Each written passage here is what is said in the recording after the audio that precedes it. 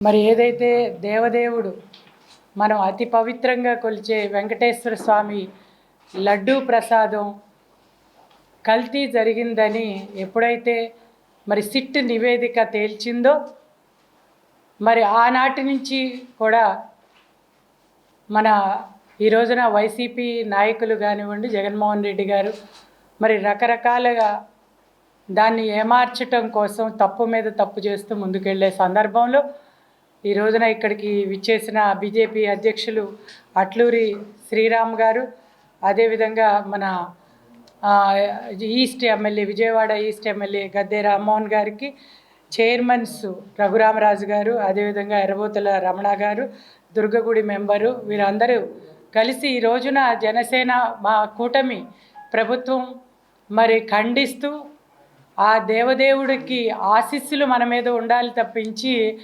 ఆయన కన్నెర్ర చేయకూడదనే ఒక ఉద్దేశంతో ఈ రోజున ఈ కార్యక్రమాన్ని చేపట్టడం. గత 5 సంవత్సరాలుగా అంటే మన వైసీపీ ప్రభుత్వం అధికారంలో ఉన్నప్పుడు ఈ లడ్డు ప్రసాదంలో కల్తీ జరిగిందనేది భక్తులు దాని రుచిని బట్టి, వాసనని బట్టి ఆ రోజున అనుమానం వ్యక్తం చేయటం. మరి అదే రోజున అప్పుడే మరి తెలుగుదేశం ప్రభుత్వం ప్రతిపక్షంలో ఉండి ఆ రోజున మరి ఎంక్వైరీకి అడగటం, వాళ్ళు బుకాయించటం, ఇవన్నీ కూడా జరిగిపోయినాయి. మరి ఈ రోజున మన ప్రభుత్వం అధికారంలోకి వచ్చింది. ఈ రోజున మనం ఆ రోజు ఎన్డీడీబీ నివేదికల్లో జంతు కొవ్వులు కలిసి ఉండొచ్చు, కల్తీ అయితే జరిగింది అనే దాని మీద చంద్రబాబు నాయుడు గారు మాట్లాడినప్పుడు మరి వీళ్ళు పూర్తిగా అబద్ధాలు వల్లివేస్తూ అటు ఎన్డీడీబీ నివేదికలో కానీ, అదేవిధంగా సిట్ నివేదిక 100% కల్తీ అనేది జరిగింది.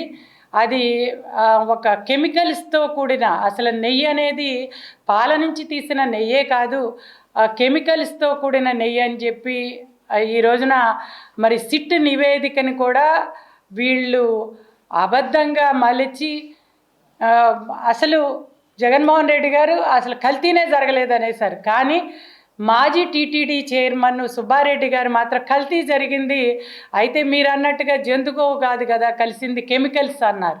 మరి అవి ప్రమాదకరమైన కెమికల్స్ అని చెప్పి తేల్చి చెప్పింది సిట్ నివేదిక.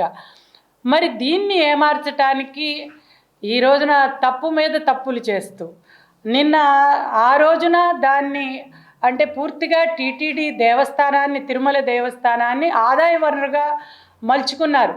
ఆ రోజున పరకామణి విదేశీ కరెన్సీని దొంగతనం చేయటంలో కానివ్వండి, అదేవిధంగా మరి లడ్డూ ప్రసాదంలో కల్తీ చేయటం ద్వారా 250 కోట్లు అనేది నష్టం జరిగిందనేది సిట్ తేల్చి చెప్పింది. ఈ రకంగా ఎక్కడ అవసరమైతే అక్కడ అన్ని రకాలుగా ఆదాయ వనరుగా వీళ్ళు మలుచుకున్నారు. మరి హిందూ దేవాలయాల మీద దాడులు విపరీతంగా చేశారు, 300 పైగా దేవాలయాల మీద. అదేవిధంగా మరి రామజన్మ ఆ రోజున రాముడి తలని నరికిన సందర్భాన్ని కూడా మనం చూసాం. బస్సు టికెట్ల మీద అన్యమత ప్రచారం చేశారు, తిరుమల కొండ మీద అన్యమత గుర్తు, టీటీడీ వెబ్సైట్లలో అన్యమత బోధనలు, ఇవన్నీ ఇన్ని రకాలుగా ఆ రోజున తప్పు చేశారు. అది చాలక ఈ రోజున రాజకీయంగా ప్లే కార్డ్స్ని తీసుకుని శాసన మండలిలో ప్రజా సమస్యల్ని చర్చించాల్సిన చోట ఈ రోజున అక్కడికి ప్లే కార్డుల ద్వారా వెంకటేశ్వర స్వామి ఆ దేవదేవుని ఫోటోను తీసుకురావటమే కాకుండా మరి చెప్పులు, బూట్లు, కాళ్ళతో ఏమాత్రం మన సంస్కృతి సాంప్రదాయాల్ని గౌరవించేటట్లుగా లేకుండా హిందువుల మనోభావాలను దెబ్బతీసే విధంగా రావటం, అక్కడ దాన్ని విసిరి కొట్టడం, అక్కడ కుర్చీల మీద విసిరి కొట్టడం, ఇవన్నీ కూడా చూస్తే వీళ్ళకి అసలు మత మీద గౌరవం లేదు, దేవుడి మీద గౌరవం లేదు, భక్తి లేదు, మరి ధార్మికత లేదు, ధర్మం లేదు. వీళ్ళకి చూస్తే నిజంగా అసలు దేని మీద కూడా గౌరవం ఉన్నట్లు కనిపించదు. మరి ఆ రోజున దాన్ని డబ్బు సంపాదన కోసం వాడుకున్నారు, ఈ రోజున రాజకీయం కోసం దేవుణ్ణి అడ్డు పెట్టుకుంటున్నారు.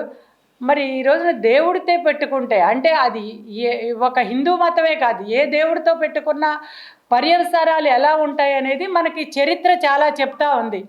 మనం 36 సంవత్సరాల క్రితం, 40 ఏళ్ల క్రితమే ఆ రోజున అమృత్సర్లో స్వర్ణ దేవాలయం మీదకి ఆ రోజున మరి సిక్కుల పవిత్రగా తలిచే ఆపరేషన్ బ్లూ స్టార్ తీవ్రవాదుల కోసం అని చెప్పి అయినా సరే ప్రభుత్వం వాళ్ళని పంపించినప్పుడు దానికి వాళ్ళు చాలా పవిత్రంగా భావిస్తారు.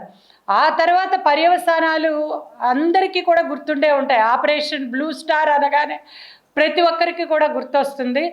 మరి అమృత్సర్ దేవాలయం మీద, సిక్కులు పవిత్రంగా కొలిచే దేవాలయం మీద ఆ రోజున మరి వచ్చినప్పుడు తర్వాత పర్యవసానాలు గుర్తుకు తెచ్చుకుంటే చాలా భయంకరంగా ఉంటాయి. కాబట్టి ఎప్పుడైనా మత విశ్వాసాలని మనం గౌరవించాల్సిన పరిస్థితి ఉంది. అది ఏ మతమైనా సరే, క్రిస్టియన్ మతమైనా, సిక్కులు అయినా, హిందువులైనా.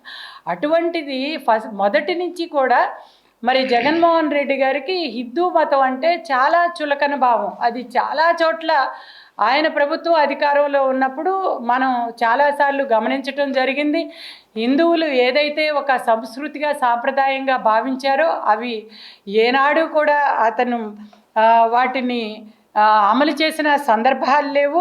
మనం శ్రీవారి ఆలయంలో ఎప్పుడైనా శ్రీవారి నామస్మరణ తప్ప మరొక్క మాట కూడా వినిపించదు. అటువంటిది ఆ పవిత్ర ప్రదేశంలో జగన్మోహన్ రెడ్డి తన పిన్ని చేత జగన్ రెడ్డి రక్షక గోవింద అంటే మనం దేవుణ్ణి గోవింద గోవింద అని మనం పిలుచుకుంటాం. అటువంటిది జగన్ రెడ్డి రక్షణ గోవింద అని చెప్పి ఆవిడతో అనిపించారంటే అసలు ఎంత ధైర్యం! అంటే ఒక మతం అంటే, మత విశ్వాసాలంటే ఆయనకి నమ్మకం లేకపోతే అమృత్సర్లో ఏమైందో గుర్తుకు తెచ్చుకోండి. మరి ఇవాళ భగవంతుడు నోరిప్పి మాట్లాడ్డు కదా అని చెప్పి మీరు భావించొద్దు. ఈ గతంలో కూడా మనం చూసాం, నోటికొచ్చినట్లు మాట్లాడిన 7 కొండలు ఎందుకు 2 కొండలు చాలా అన్న వాళ్ళని ఏం చేశారో కూడా మనం చూసాం. అంతేకాకుండా మీరు మరి విర్రవీగిపోయి మేమే వస్తామనుకున్న వాళ్ళకి కేవలం 2 నామాలు అంటే కేవలం 11 సీట్లు ఇచ్చి ఏ రకంగా చేశారో కూడా మనం చూసాం.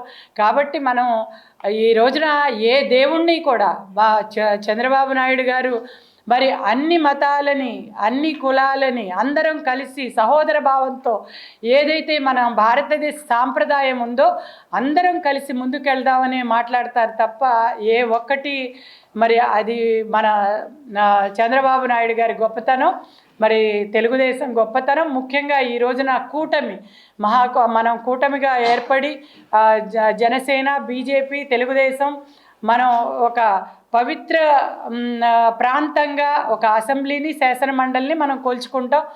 మా దేవుణ్ణి కొలుచుకుంటాం. అటువంటిది అందరం గౌరవించే మత విశ్వాసాలని గౌరవించాల్సిందిగా కోరుకుంటూ మీకోసం కూడా అంటే మీరు కూడా బాగుండాలని ప్రజలందరిలో మీరు ఉన్నారనే మేము భావిస్తూ మిమ్మల్ని కూడా దేవదేవుడు క్షమించాలని చెప్పి మీకు ఎలాంటి అపాయం కూడా జరగకూడదని చెప్పి మేము గుడుల్లో మీ తరఫున కూడా మేము ప్రక్షాళన చేసి గుడులన్నీ కూడా ఈ రోజున శుభ్రపరిచి ఇప్పటికే చాలా కార్యక్రమాలు చేసాం. ఇప్పటికైనా మీరు కూడా బుద్ధి తెచ్చుకుని ఆ దేవదేవుని క్షమాపణ వేడుకోండి. మత విశ్వాసాలను గౌరవించండి. అన్ని మతాలతో, అన్ని కులాలతో మన దేశ సాంప్రదాయాన్ని ముందుకు తీసుకెళ్దామని చెప్పి ఈ సందర్భంగా కోరుకుంటున్నాను.